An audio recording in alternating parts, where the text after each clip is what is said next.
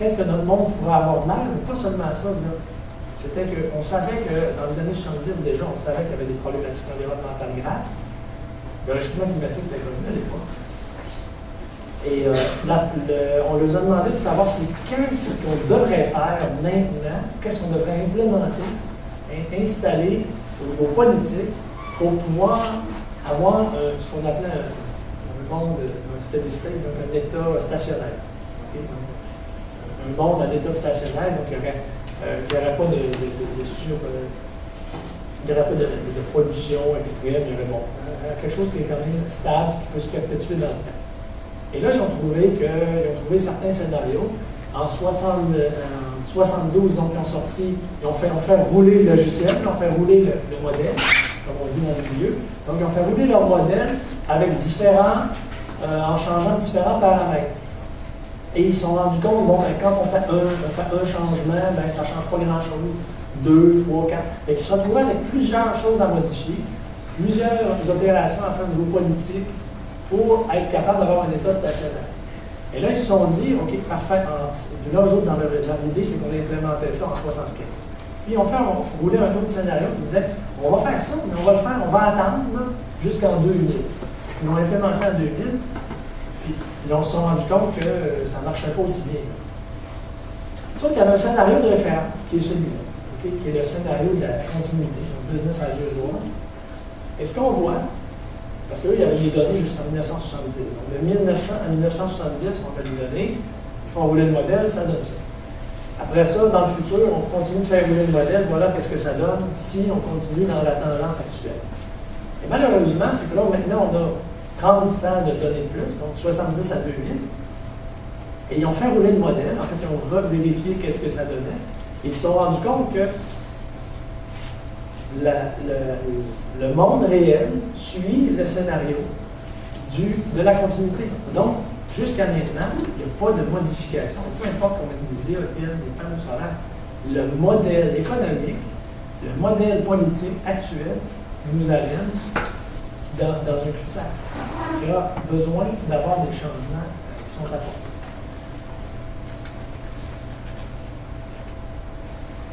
Donc, si on se ramène un petit peu au Québec, bientôt sur la question énergétique au Québec, vous avez vu, on avait 87% de notre énergie qui provient des ressources non renouvelables. Au Québec, on est quand même champion du monde, mais ça a beaucoup d'hydroélectricité, mais on a quand même 53,7%, donc plus de 50% de notre énergie qui vient de ressources non renouvelables.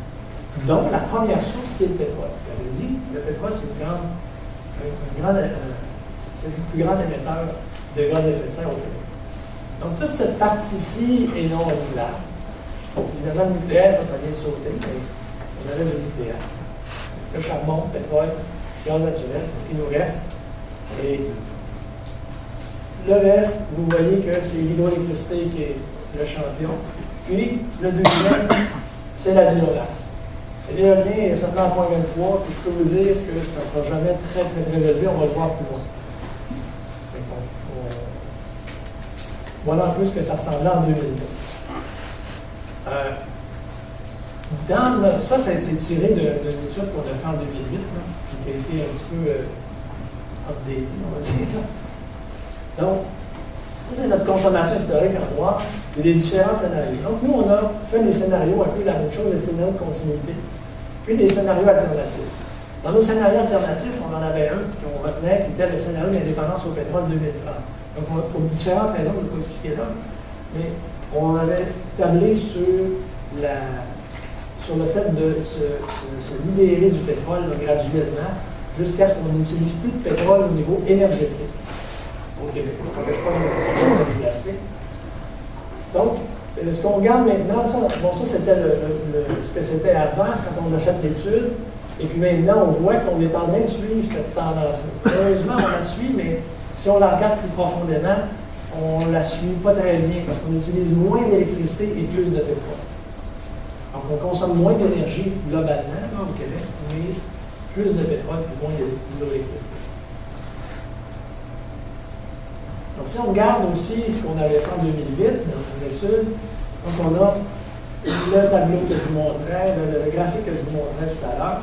Et qu'est-ce que on pourrait ultimement faire, si on poussait toutes les filières énergétiques, je pousse l'éolien, le solaire, la géothermie, je les pousse à fond, okay, d'ici 2030.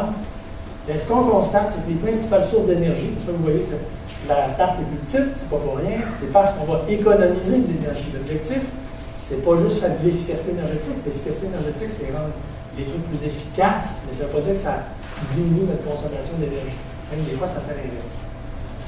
Donc, on diminue notre consommation d'énergie d'un taux de 13 %.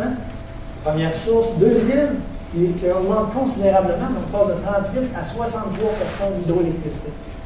Et l'autre filière majeure, biomasse, passe de 7,66 à 22,6. Donc ça, on a poussé ça donne des filières, les deux premières-là qu'on peut pousser, on est capable de pousser pour avoir de l'énergie. Les autres filières, on les pousse aussi à fond. Et vous voyez l'éolien, 4,2 % au max, là. Bon, le gaz naturel, ça c'est autre chose, charbon. Bon, géothermie, 1,8, solaire, 1,3. Même si on se disait, hey, on va pousser à fond le solaire, c'est ça là-dessus qu'il faut aller, bien, ça ne fait pas une si grande différence. C'est important, là. Je ne dis pas qu'il ne faut pas le faire. Je dis tout simplement que ce n'est pas une panacée. Ce n'est pas en poussant le solaire ou l'éolien qu'on va régler notre problématique énergétique. Et là-dessus, je recule complètement la question des transports. Parce qu'évidemment, passer en 20 ans d'un transport qui est presque à 100 % pétrole à un transport qui est basé en partie sur l'électricité et sur la biomasse, c'est un défi considérable. Dans notre étude, on n'avait pas fait cette affaire-là parce que l'objectif, c'était de voir les filières énergétiques, comment on peut les pousser au Québec.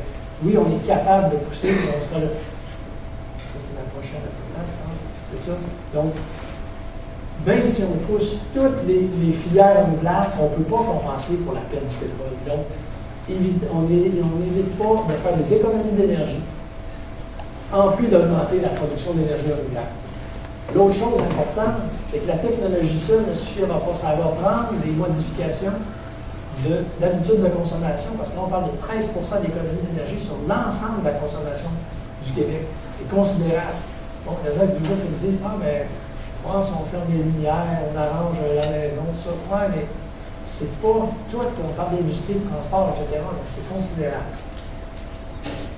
Et là-dedans, je n'ai pas inclus un aspect important qui est les biens de consommation. Parce qu'on a fait dans le passé une délocalisation de la production des biens manufacturés. Donc, on achète des trucs en Chine, ils reviennent, eux, ont été construits, ont été fabriqués avec du pétrole, avec du charbon principalement.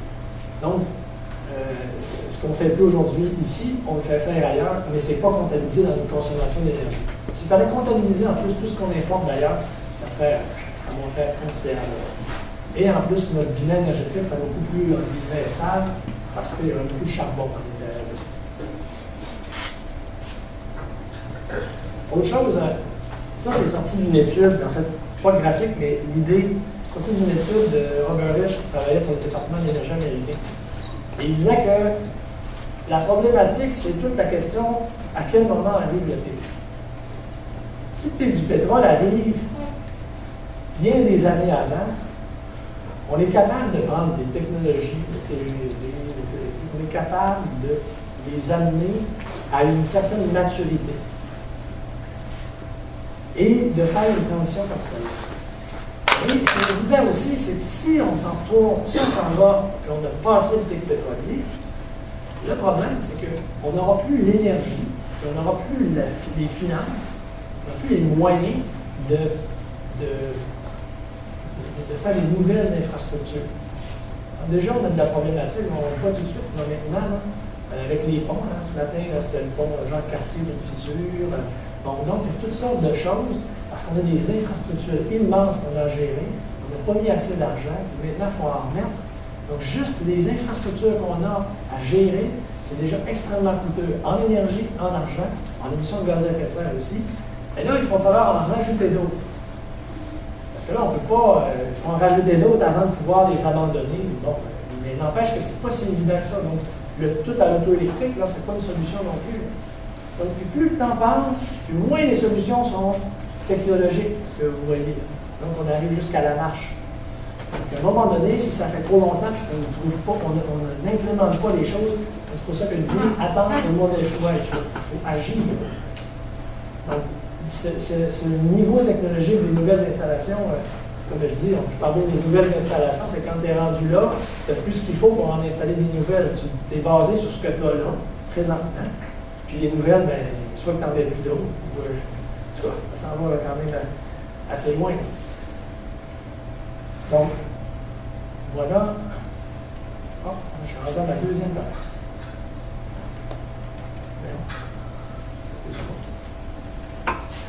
Je vais dire prendre une petite gorgée. Là.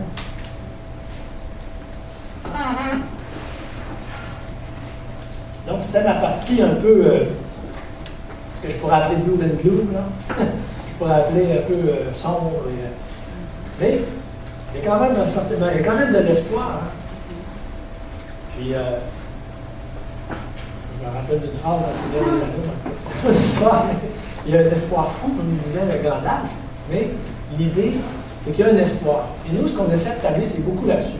Une fois qu'on a fait le rationnel, on a fouillé toutes les choses qui se passent, etc., puis qu'on ne fait pas de déni, puis on ne fait surtout pas de pensée magique, on se dit, bon, qu'est-ce qu'on fait maintenant?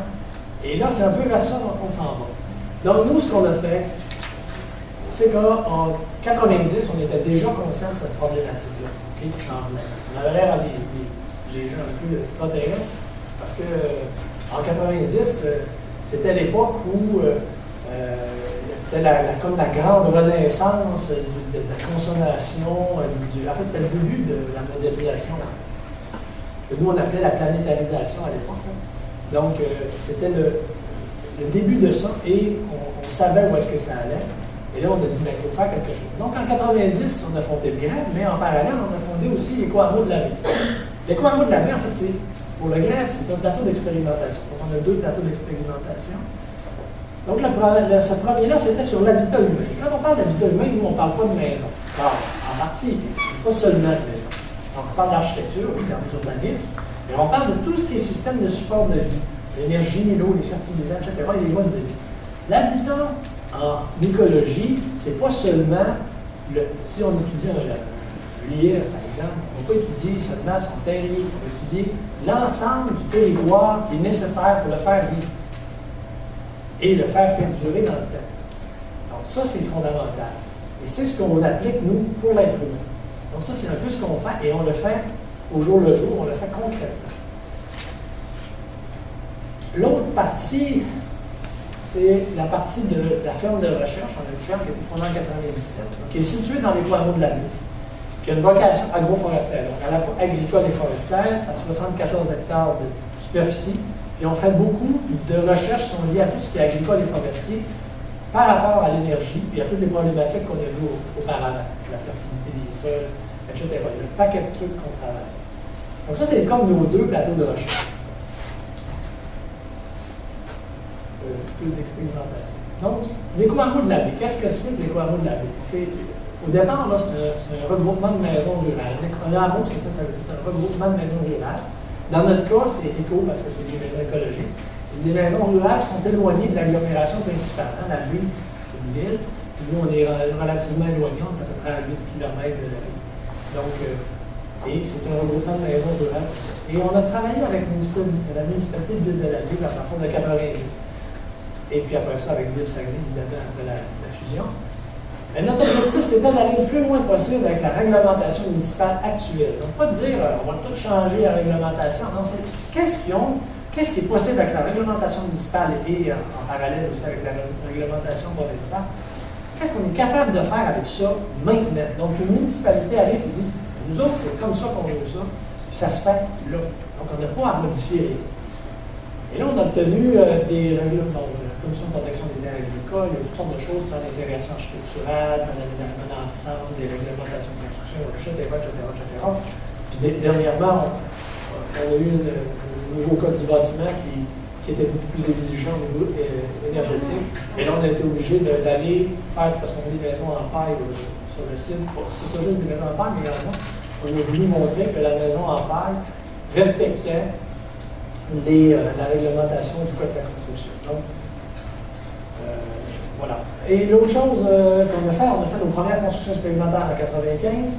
Et on a créé donc de toutes pièces, à partir de rien, ce laboratoire que je dis en lui-même vivant, donc qui jumelle à la fois l'aspect technologique, et là je parlais de technologie adaptée ici, et au niveau sociologique. Donc on vit dedans. Moi personnellement, avec ma famille, on vit dans une espèce de laboratoire. Pas juste moi, il y a plein d'autres familles, mais je vis dans un laboratoire et tous les jours je vois qu'est-ce qui se passe. Et quand on arrive, quelqu'un va me parler d'un truc, rapidement je peux dire, bon ben ça marche pas, ou ça marche moyen, il faudrait ajuster telle chose, telle chose, telle chose. Bon, il y a quand même beaucoup de choses à étudier dans tout ça. Et on n'est pas juste dans le rêve, on est vraiment dans la réalité. Donc, je disais, donc, une approche de technologie adaptée, j'en ai parlé. Site école, programme TES, ça aussi, j'en ai parlé en même temps. Et mon aspect important, on est en autofinancement. On ne reçoit aucun sou pour nos projets, aucune subvention. Plus lent, et c'est plus stable. Donc, ça, c'est basé à partir de soit de nous, ce qu'on investit personnellement, mais aussi, moi, à l'intérieur du GREB, j'ai beaucoup de contrats avec différents ministères, donc, par le biais du GREB, et comme ça, on est capable de prendre une partie de cet argent-là pour développer des projets. Et les constructions, ben, c'est des gens qui les font eux-mêmes, donc ils ne sont pas subventionnés, ils payent leur maison, de la famille eux-mêmes, et tout ça. Donc, il n'y a pas d'argent qui va dans ces choses-là. Donc, un aspect important de l'éco-abo, puis ça, c'est vraiment particulier, ça tient compte de plusieurs concepts. Donc, notamment, un des concepts qui est à peu près jamais utilisé nulle part, à peu près, mais je dirais jamais, quand même, c'est ce qu'on appelle la capacité de support du territoire, notamment au niveau de l'alimentation de l'énergie. Donc, quand on a conçu, on a développé notre site, il fallait que l'ensemble du territoire autour était comme réservé à être capable de fournir ce qui était nécessaire pour les habitants du site. On n'a pas dit on va prendre un territoire, là, puis on va faire plein de maisons écologiques là-dessus, puis ça va être belle fois. Pas ça. En fait, comme la première partie, là, elle avait à peu près une vingtaine d'hectares, et puis on a déterminé qu'on ne pouvait pas mettre plus que 6 maisons sur ce territoire-là pour atteindre ce concept-là, pour atteindre ces choses-là. Donc, d'autres choses aussi qu'on regarde, c'est toute la qualité de l'énergie nette des filets énergétiques employés. Bon, c'est que toute forme d'énergie n'est pas égale. Il y a des formes d'énergie qui sont concentrées. Le pétrole, c'en est une. Donc, quand on met, si je prends par exemple mon petit 500 ml d'eau, si je mets du pétrole, une densité énergétique considérable dans tout ça. Ce qui n'est pas la même chose. Par exemple, si on prend de l'électricité qu'on la stocke dans une batterie, ben, c'est à peu près, je me souviens du vrai chiffre, là, donc, on peut mettre à peu près 10 kWh par litre, alors qu'on peut mettre à peu près 50 Wh, donc 0.05 kWh dans la même dimension d'énergie quand on stocke de l'électricité. C'est extrêmement